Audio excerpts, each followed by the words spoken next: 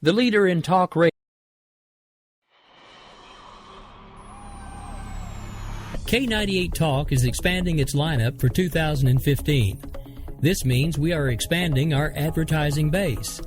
Whether you're a startup trying to push through to the next level or an established business trying to supplement your advertising budget, web-based advertising is a solid investment. Thanks to Talk's newest partnership with TuneIn Radio and instant access to our sister station, K98 FM, we give you worldwide access at a reasonable cost. Interested parties should email us at sales@k98fm.com.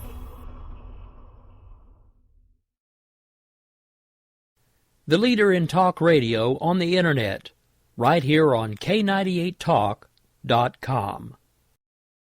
We believe in the American way, and we built this country called the USA, and we fly our flag because we're proud and free, we're Americans. Red, white, and blue is our way of life. We never back down from a challenge or a fight. Nature provides, God gives the rights, we're Americans.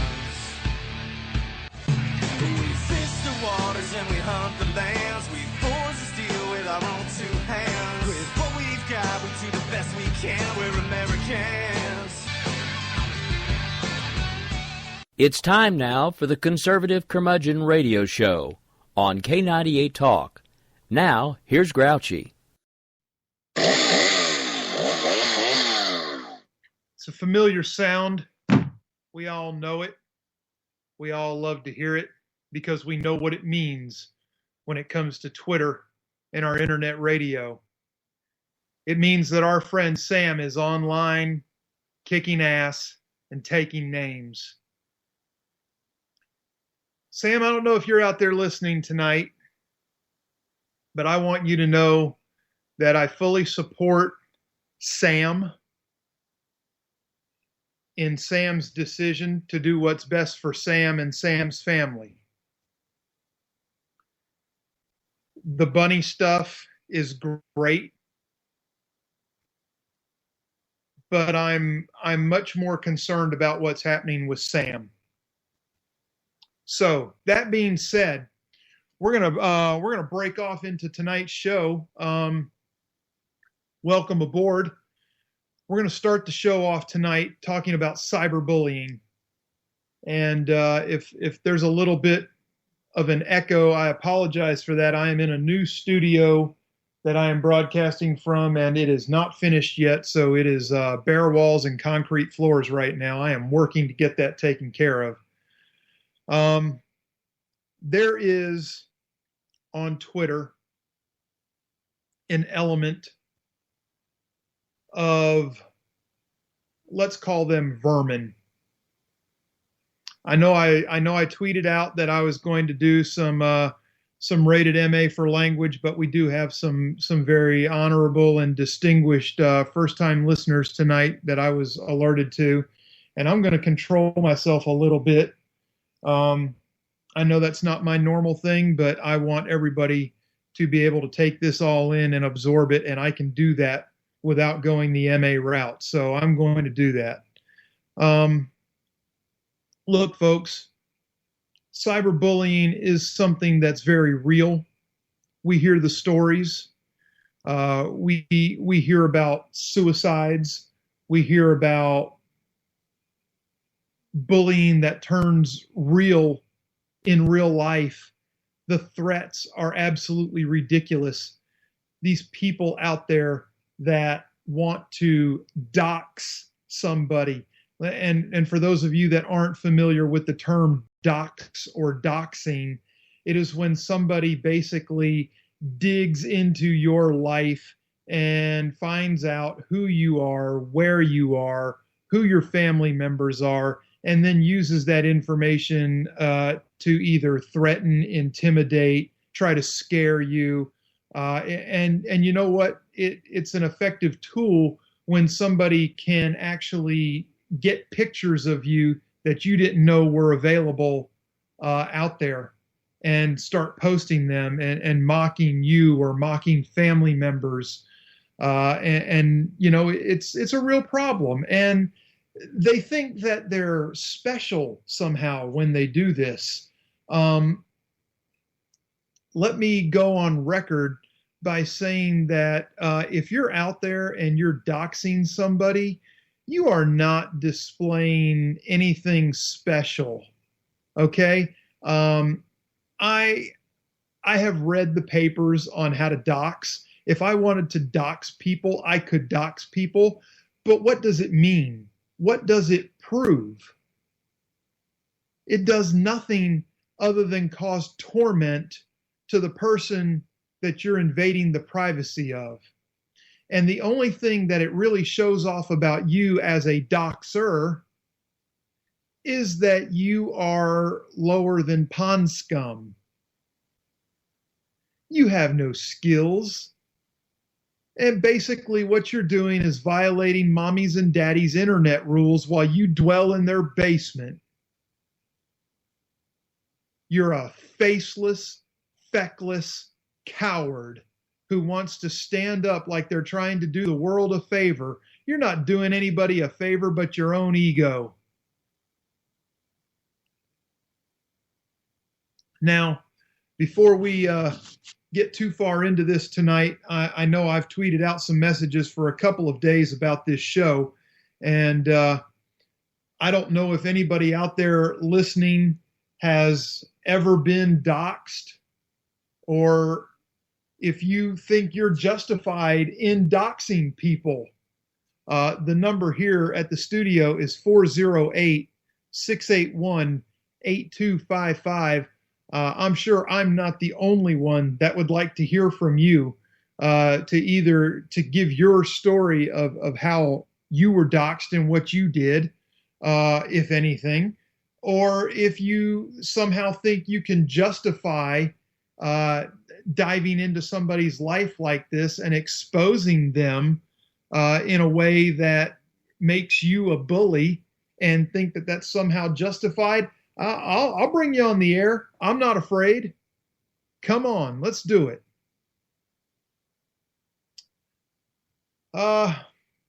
What I want to do is I want to tell everybody out there that I don't care what you look like.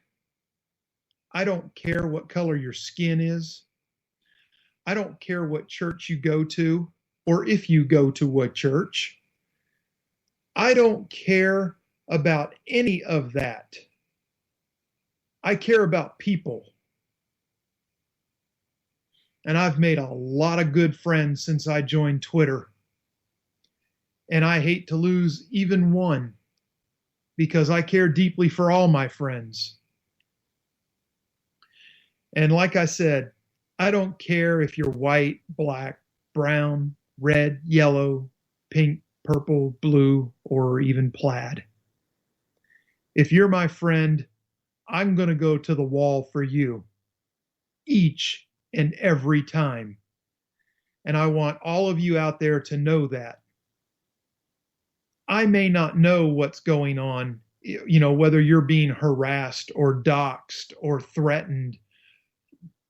Please do not hesitate to let me know. There are avenues that can be pursued to stop it. Now, I'm not saying they're 100% effective, but they are avenues nonetheless, and we will take them. And if you need me to take them with you, I will take them with you. Because it's wrong. Nobody should be tormented for exercising their right to free speech. I don't care what side of the political aisle you're on. We can disagree all night long, and we can argue all night long. We can throw facts back and forth all night long. I'm not going to invade your life. I'm not going to threaten family members. I'm not going to mock family members. And quite frankly, I don't care what side of the aisle you're on politically, whether you're, conservative, libertarian, independent, liberal. I don't care. who's attacking who. If you're doing something you shouldn't be doing to somebody else, I'm going to call you out on it. Now, at the same time, if you come jump in my yard, and I don't mean my physical yard in front of my house, I mean if you jump in my Twitter yard, you better be prepared, because while the expletives and strong language is not my preferred method of communicating with people, I am more than capable of going that route with you, whoever you are. You want to come with facts? That's fine. You want to come with feelings? You better be prepared. I wear a size 13 shoe, and I'm not afraid to plant it if you get my drift. I'm sick of it. I'm sick of stupid people trying to be all smart and righteous acting like they're doing Twitter a favor. You're not doing Twitter a favor. You're trying to stroke your own ego. Sick of it all. Now, I'm not going to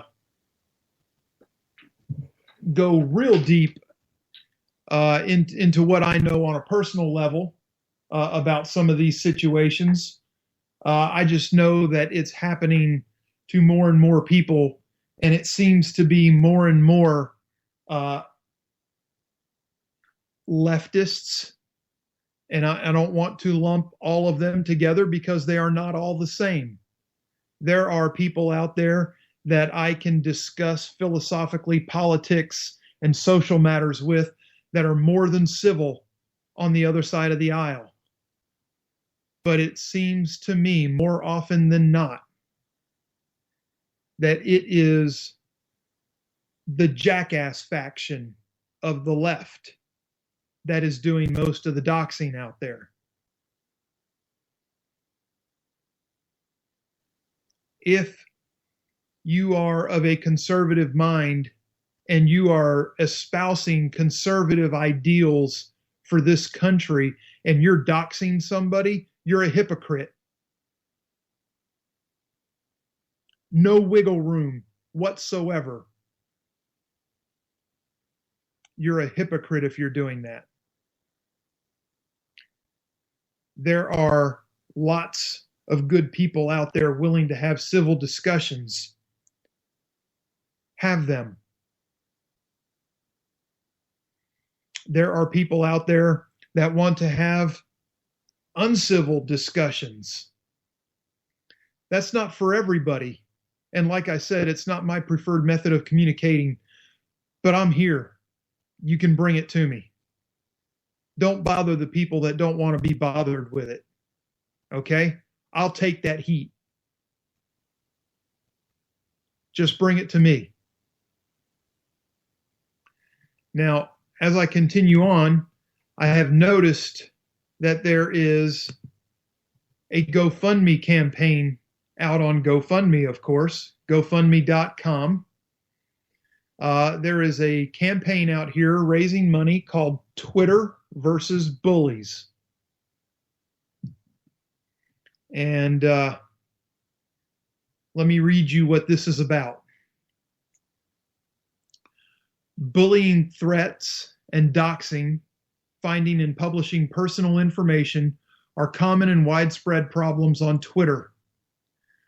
While I'm sure this is not limited to my followers, enough of my followers have experienced these activities quite severely. I'm attempting to build a website that will allow Twitter users to post the link to a threatening tweet. The site will then store that tweet in a database that can be searched by sender, recipient, date, and content. The site will also store a screenshot of said tweet. The database will only be searchable by law enforcement and Twitter should they request it. The viewable website will contain links to federal and state laws applicable to online threats and bullying. Even if nobody donates to this cause, I am doing this. I have already contacted some contractors to start developing the site. Contractors are not free, and neither is hosting and upkeep of said website. Again, I'm doing this regardless of how much money comes in. The $1,000 mark is completely arbitrary. That being said, any help that comes in is very much appreciated. Now, GoFundMe is a public site, and this particular GoFundMe fundraiser was started by Bill Morgan. His name and face are on the page. I'm not giving away any trade secrets here. I'm not exposing anybody. It's out there. And it was started yesterday or the day before, June 1st. I don't even know what the date is anymore. Bill Morgan, God bless you, sir. This is good work, people. And this is a very fine man who's going to be joining us in just a few more minutes on the program tonight to discuss an altogether different topic. But this is just another endeavor that Bill has underway, and I wanted to pass this along. So if you are of a like mind and wanted to donate to help this cause, it's out there. It's GoFundMe.com, and you can do a search for Twitter versus bullies. That's VS bullies. Twitter VS period bullies. So I just wanted to bring that to everybody's attention and let you know that is out there. That being said, last night I believe that I ended up graduating to maybe a lower class of troll, if you will, on Twitter. I received notification that I was placed on a couple of lists, not the least of which was a get suspended queue. Apparently, there is somebody out there that feels I'm worthy of being suspended from Twitter because they don't like what I'm saying. Let me tell you something, Doxter. I don't care if you like what I'm saying. And Doxter is his name. You can find him out there. It's not that hard. Maybe 100 or 200 of his followers, they think he walks on water or something. I've got news for you. The water he walks on is at the water treatment facility because he's just a big turd in the toilet bowl of life waiting to be flushed. If anything I'm saying on Twitter bothers you so bad that you need to work at getting me suspended, I suggest you get outside and get some fresh air. Because quite frankly, your life doesn't sound like it's worth living.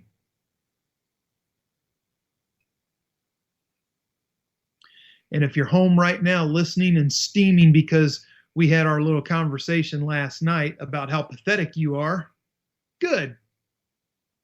Maybe you take some notes. I don't really care whether somebody likes me, whether somebody doesn't like me. There are plenty of people out there that are on either side of that fence. And that's all fine and good. I am who I am. I cuss a little bit in excess at times, sometimes a lot in excess. I espouse conservative ideals. I believe in true freedom of speech for every American, no matter what side of the political aisle you're on. And that, my friend, means that you walk up to a microphone and you get your time to say your piece. And then you yield the microphone to somebody that rebuts everything you just said, but you stand there and you keep your mouth shut until it's your turn to speak again. That's true freedom of speech. Everybody gets their say, whether you like it or not. They're entitled to it. It's their right. It's their God-given right, whether they believe in God or not, whether they believe God gave them those rights or not. That's just how it is. Now we're getting ready to, in just another couple of minutes, we're going to take a commercial break. But before we do that, I want to do some things here on the housekeeping side with a great station and great managing partner / producer / GM for our great K98talk.com, Rowdy Rick Robinson. Sir, I know you're producing my show tonight. You were unable to do yours. I know why. I don't have to go into that on air, but I want you to know that I know the tireless work that you put in doing for everybody that broadcasts on K98, and I want to thank you for it publicly right here on the air. While we're doing this, I want to remind people that every Monday night on K98 Talk, you can hear Real Serious Nonsense with artist Angie and Pointless Paul, followed by the Stafford Voice with Daniel Stafford. On Tuesday nights, you can hear The Right Angle with Bill and Leslie, followed by Game On with JD and Stacy. On Wednesday nights, you typically get America Off the Rails right before yours truly. And starting next week, I will be followed by Jason DeWilkins on According to Me. And then on Thursday nights, please tune in and welcome Red Nation Rising to K98talk.com. And they will also be followed by a second helping of Game On with JD and Stacy. Now, friends, we're getting ready to take a commercial break, and when we come back, we are going to have our guest online, and we are going to start discussing the Convention of States. We're going to do the ins and outs, the whys, the why nots, the haves, the have-nots, and you name it. And I'm hoping that the discussion gets lively, and I'm hoping some people call in with some really good questions because, quite frankly, I can only think of two guests that have been interviewed by me that would be on this level, this tier of level and have the fountain of knowledge that we're about to have on the program. So as we, let me steer back out of here real quick. Bill, if you're out there, we're getting ready to head into commercial break. So as we do, go ahead and dial up and call in, sir. And ladies and gentlemen, we'll be back in just a couple of minutes to discuss the Convention of States. Stay tuned. Oh, but ain't that America? You and me, ain't that America? Something to see, baby. Ain't that America? Home of the free, yeah.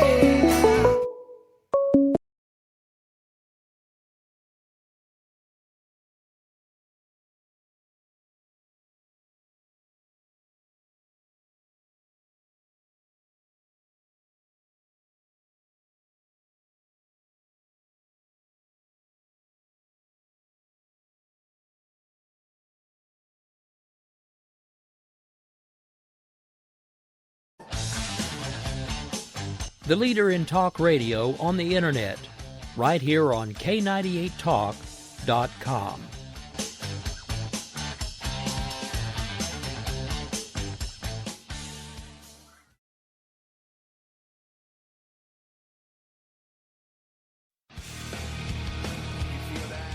This is JD. And this is Stacy. Join us Tuesday nights, 10 p.m. Eastern, for Game On. Remember, Lock up the children and the old folks. Game On, the home of liberty-conservative conservatism. Where no one is safe, and no one is spared, not even the hosts. Oh, that was supposed to be a spin cycle. I'm sorry. Yeah, that's okay. We love you anyway. Right round, baby. Self-monitoring right Ebola anyway. radio strikes again. Anyway. Anybody see the host monkey? Today. Where's the host monkey? Where's the host monkey? For God's sake, I need an antidote. Just do your rant. Let's pop out of the segment. Has to do with Find us on Twitter at JD and Stacy. You're listening to K98talk.com.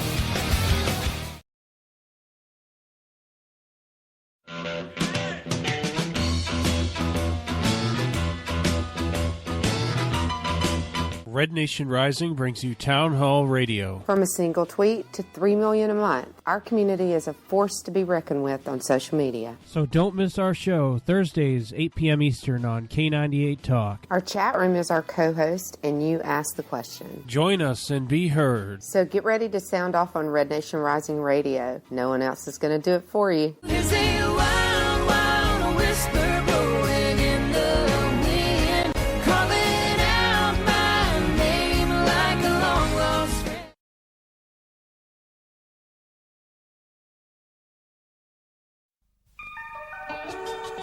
The staff of K98 Talk and the Spark Radio Network is proud to announce that our very own Rowdy Rick Robinson has been selected as one of the top conservative talk show hosts in the nation for his program America Off the Rail.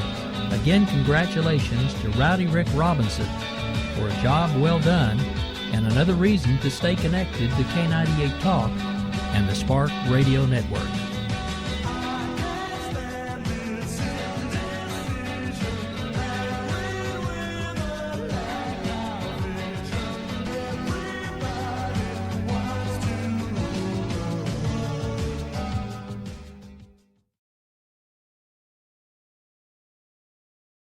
Not on my watch, our military service members say, as they volunteer to serve, as they move out, stand firm, and take fire.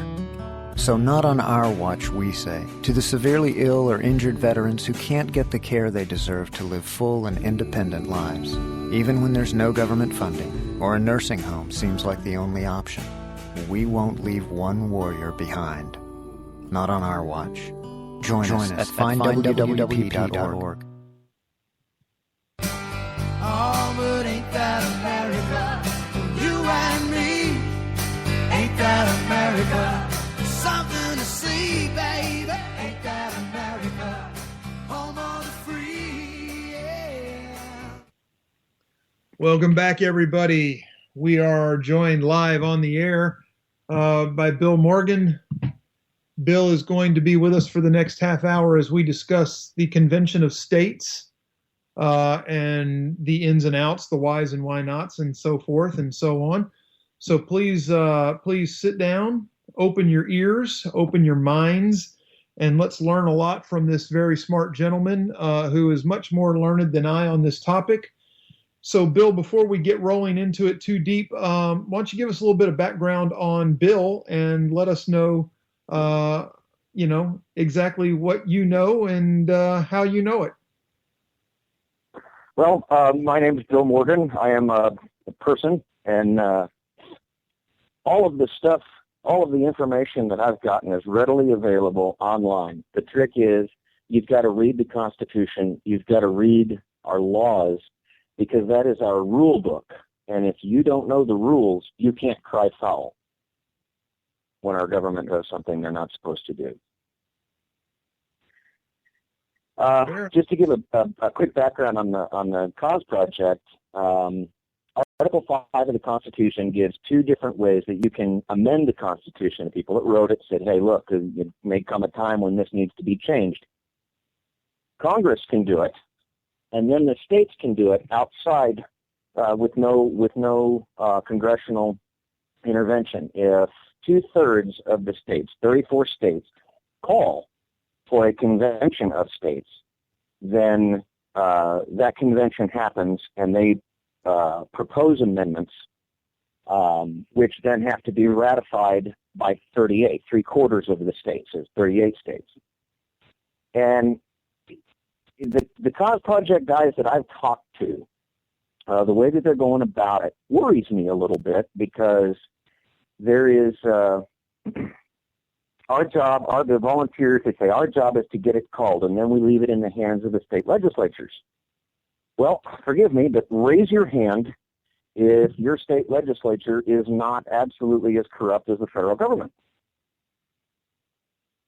Yeah, no hands going up, I'm sure. Yeah, I mean, so just to get, there's a couple of issues there, and a lot of them can be addressed by simply educating yourself. And then there's this other group that says if this is called, it couldn't be controlled.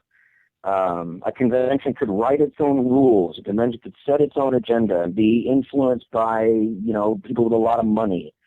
They could choose a new ratification process. And there is a lot of things. But there's also people out there that say the only time this has ever been done was the Philadelphia Convention in 1787, the one that actually came up with the Constitution. I've heard that Article 5 will keep a convention of states from exceeding their mandate. I've also heard that the Convention of the States in 1787, was a runaway convention, and that's what people are worried about. Is that the case? Well, sort of. The 1786, just to give you an idea of how this happened, all right? In 1786, Shays' Rebellion basically let the Continental Congress, because this is under the Articles of Confederation at this time. There's a Continental Congress and there is no Senate. There's 13 articles. Article 13 of the Articles of Confederation says that basically the Union shall be perpetual, nor shall any alteration be made unless it's agreed to in a Congress of the United States and confirmed by, and then that was unanimous. It had to be unanimous. So they do this thing. They called it the Grand Committee, and on September 11th of 1786, the Annapolis Convention was held. Only 5 states decided to even send delegates, and they were sent with a list of articles to add to the Articles of Confederation. That didn't work, and they come back and they said, look, we need to have another convention to devise such further provisions as shall appear to them necessary to render the Constitution of the federal government adequate. Again, talking about the Articles of Confederation. Now, that's the mandate. That was the Annapolis Convention resolution. And then in 21 February 1787, Continental Congress said, yes, do that. That's your mandate.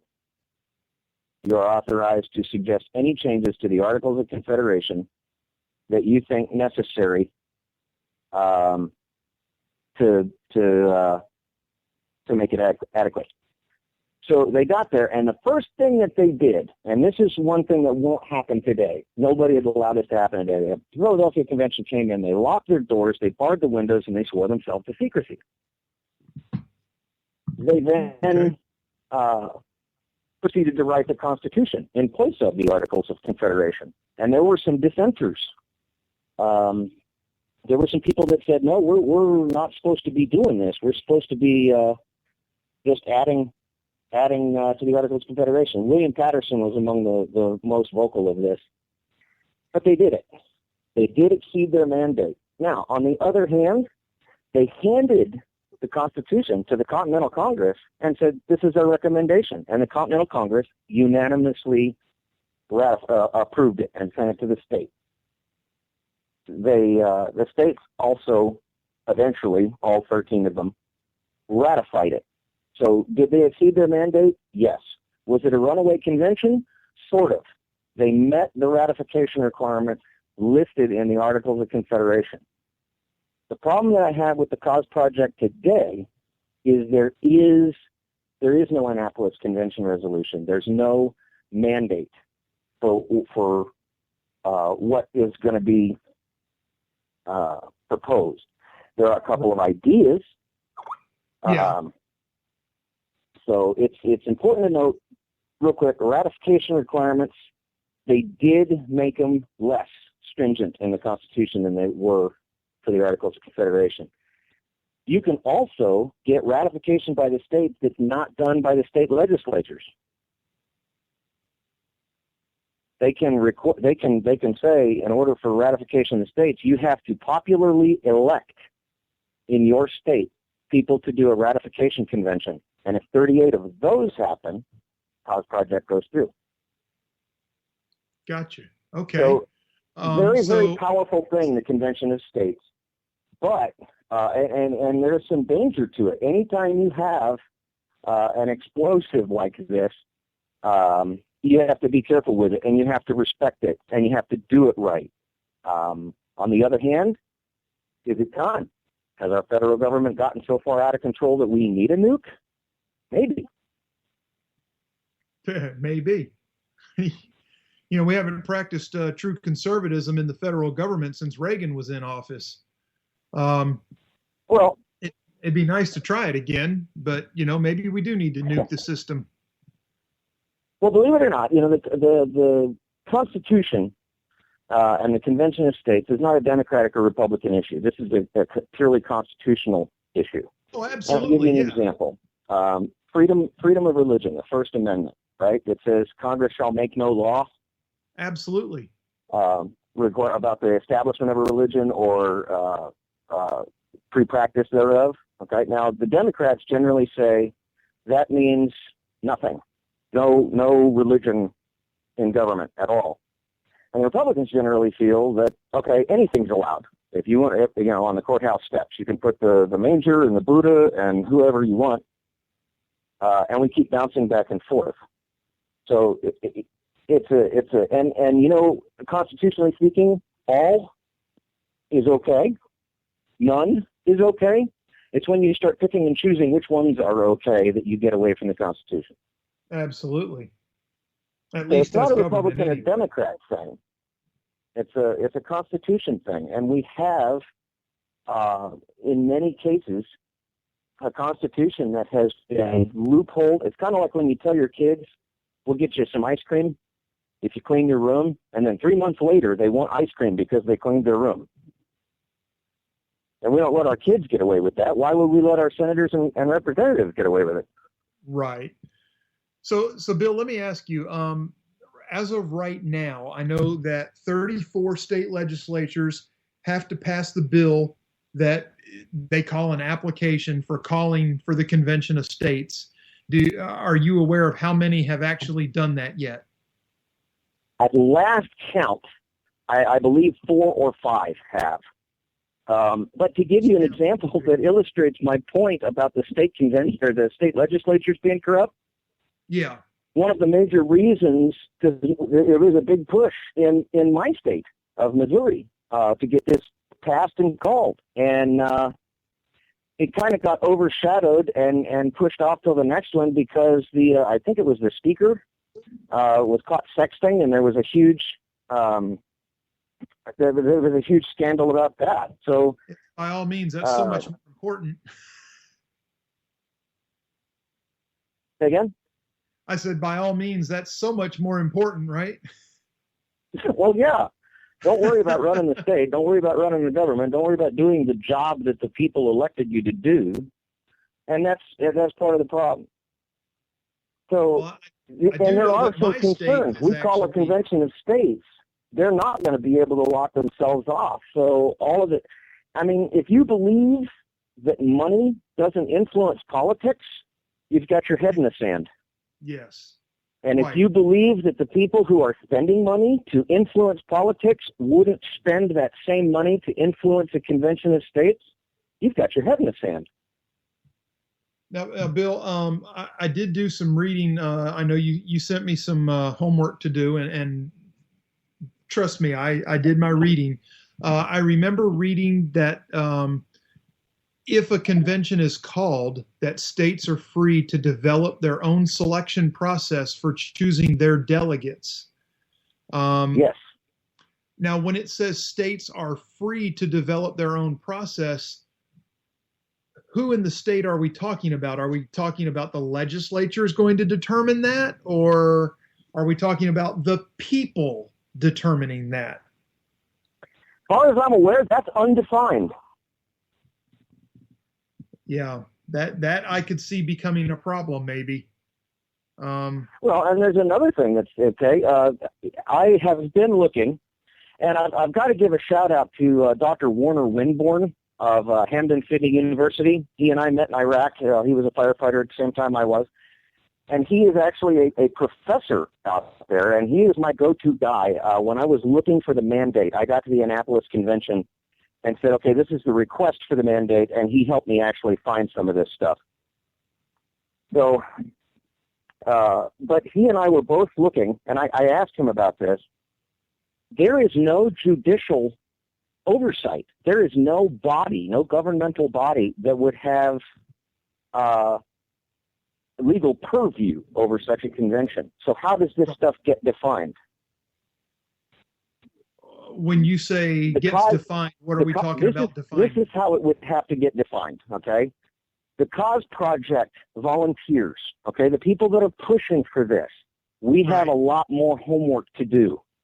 We get to determine that, okay? When we send these bills up to get voted on, it needs to have that defined in it. How are people going to be selected to be delegates? Are the legislature going to decide? Will it be popular vote? And that's something that will, each bill will have to contain in it. Okay. I mean, the Cause Project is made up of largely we the people, right? As it should be. But when we push that, we need to push it specifically and well-defined proposals. So when we send our delegates, who do we want to send? Do we want to send people that are in state legislature, or do we want to send people we elect? No. I would much rather have a voice in choosing who would go to represent my state, as I would think most people would. I mean, I can't imagine why you would want to just leave that up to your state legislature to decide who would go. Well, I would agree with you. Now, another thing to keep in mind, the state when the Continental Congress voted unanimously to accept the Constitution, that was tantamount to committing suicide. The Continental Congress would then cease to be. Okay? Right. These guys found themselves out of a job, but all of these people said, yes, this is better. This is what we need. Let's do it. Name me 5 people in government right now that would do that. I can't name you 5 people in government right now that would be willing to either sponsor or vote for a law or rule that would strengthen the Constitution, let alone that. Okay. Now, the Constitution, as written, took powers away from the states. The Articles of Confederation were exactly that. At that point, states were sovereign nations, and actually membership was extended to Canada if they wanted to be. Now, they declined, but they could have been. The Continental, or the Constitution actually took powers away from the states, which is why they were sent for ratification by the states. They were sent to the popularly elected ratification conventions because, again, state legislatures don't want that power taken away from them. And people don't know this stuff. Like I said, with the Cause Project guys that are doing this, we have to be specific. We have to define it, and that's where the Federalist Papers came from. The Federalist Papers were letters written to the states to encourage popular support for ratifying the Constitution. Yeah. Who's going to write those? Good question. Good question. I don't know.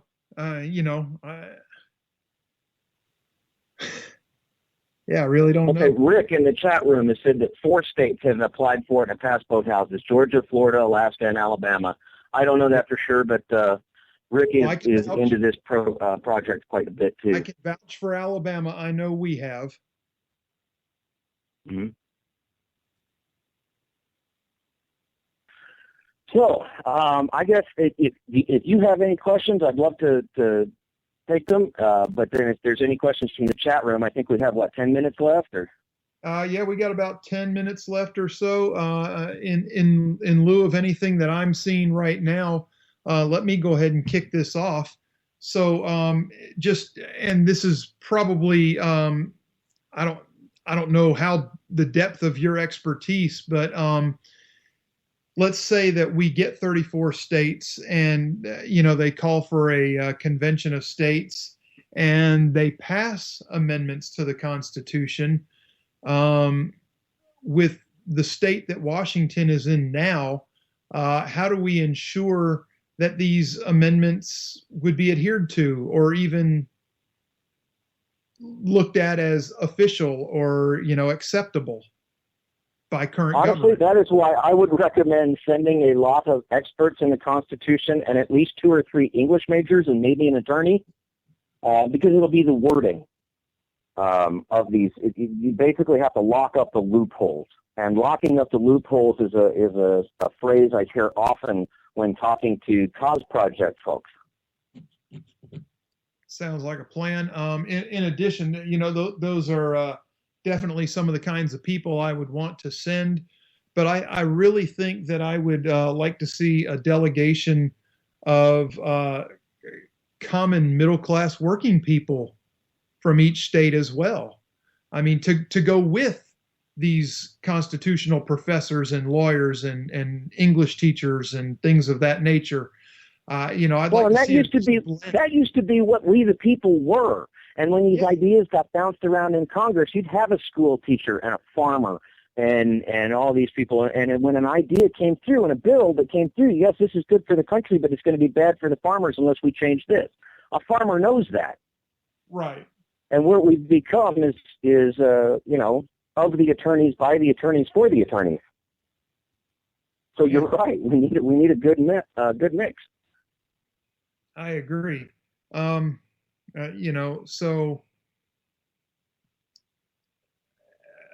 Let's see. The naysayers. Yep. Naysayers. Here we go. They think that it's very likely that a number of states are going to consider calling for these resolutions for a convention. Let's see. Proponents of the resolutions claim that 24 of the 34 states required to call a constitutional convention have already passed such resolutions. I don't think that's accurate, but maybe on some level, but not officially done yet. Well, it may have introduced it. It may have passed one of two houses. Right. I'm not for sure. There's a movement underway, and as normal with any of these things, you've got a large portion of the population that's simply unaware of it. And then you have people that are for it and people that are against it. I'm one of those people that's not really for it or against it. I think it needs to be, I think the Cause Project has more work to do. I would tend to agree to make with things that. more specific and more well-defined. I'm looking at some of the literature from the against standpoint. They're claiming that the convention could write its own rules because the Constitution provides no guidance on ground rules for a convention. I believe you covered that with the Annapolis Convention and setting down, what was going to be discussed. The proponents for Cause Project say that Article 5 will. Now, Article 5 says a lot of things can't be changed before 1808, but we're after that. Basically, the only thing Article 5 says that a convention of states or Congress can't amend is the equal representation of each state in Congress and the Senate. Now, yes, as it stands, if you just send them up there, they could write their own rules. However, keep in mind that 38 states are going to have to ratify this. Yes. So if you write your own rules and you say everybody's got to wear clown suits on Friday, there's not going to be 38 states that ratify that. Right. Well, real quick, while we still have a few minutes left on the clock here, folks, if you want to call in, the number is 408-681-8255. That's 408-681-8255. We'd be glad to field your questions. Bill is a fountain of knowledge on this topic, obviously. We're here for you. Let it ring. So, Bill, what do we need to actually guard against should a convention be called? Honestly, I think the biggest thing we need to guard against is the ability of existing government to influence the process of making things better, and the ability of the money groups, the lobbyists and stuff like that, also to impact this process. This needs to be a process to fix the government, not to fix it for us or for because we have billions of dollars. We want you to do this. That's just going to make it worse. And in writing how how this is going to go about, how we're going to pick our delegates, whether we're going to do a state legislature, ratification by state legislature, or by popular vote to get a ratification convention in each state. That kind of thing needs to be proposed at the outset, on the onset. What are our goals? What amendments are we looking for? What specifically are we going to try to do? And that's how you get it locked down. Just simply calling it and leaving it up to the state legislatures from there, I think, is a mistake. Oh yeah, definitely. I couldn't agree more with that statement. This movement needs to be as much we the people as possible from beginning to end. I like the sound of that. I'm all about some we the people and the freedom that is guaranteed us. And this, folks, is one of those freedoms that's guaranteed to us. Just like Bill explained, this is a right, basically, that the states have available to them. And they can take advantage of it and tell the federal government we've had enough. Now, we do have to go through the state legislatures in order to call it. We do not have to go through them in order to ratify it. We do need 38 states to ratify it, but that can be ratification conventions. So, folks, if there are a lot of listening, options. And again, it's educate yourself, educate yourself, educate yourself. Know what it says, know what it means. That's great advice, not just on this, but on any topic. Heaven Sarcasm asks, can a convention of states be called if there's economic and national pandemonium? A convention of states can be called for whatever reason 34 states deem necessary to call it. Yes, there's nothing Congress can do to stop that. As a matter of fact, Shays' Rebellion was because of the American Revolutionary War. The soldiers were being paid in IOUs, and they were starting to revolt, and the Continental Congress couldn't pay them because of the states were. So a lot of the amended articles were financial in nature. So that's a very good question. That's precisely what got the ball rolling the first time around. I like it.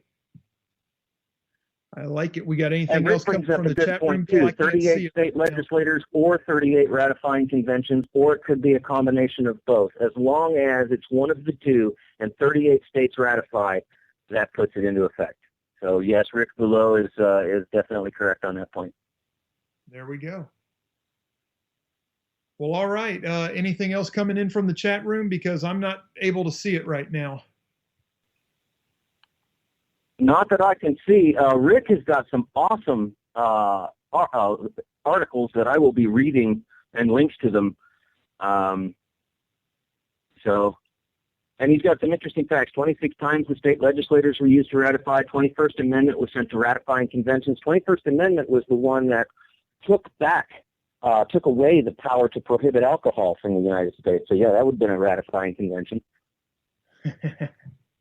There you go. All right. Well, we are getting tight on time here. So, Bill, tell everybody that doesn't know you already where we can find you out there in the Twitterverse or Facebook or wherever else you want us to find you. I am at COL_obvious, Colonel Obvious, and they can find me if they want to find me. I mean, my opinion is the same as anybody else's opinion. It holds exactly as much weight. It can be just exactly as useless. Well, it can also be filled with the fountain of knowledge that we've enjoyed here tonight, too. I know I've enjoyed it anyway. I've learned a lot. Want to thank you for coming on, Bill, and for sharing your time and knowledge with us. Anytime. And, people, get out there. You need to be following this man because this man, he speaks truth and he speaks knowledge, and you'll go far with both in this world.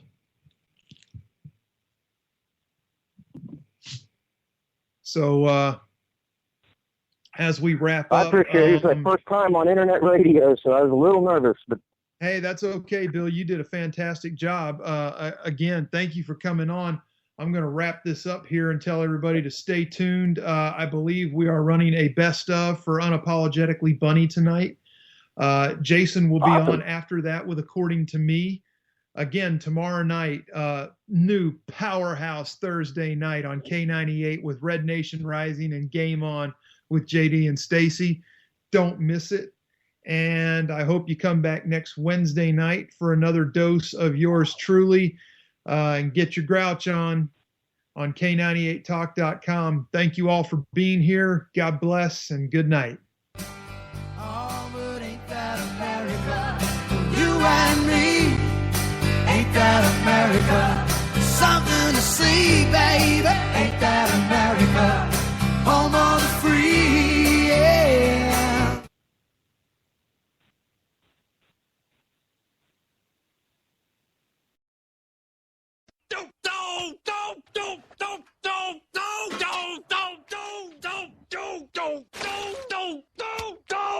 Screw you guys. I'm getting home. Later. Game over, man. It's game over.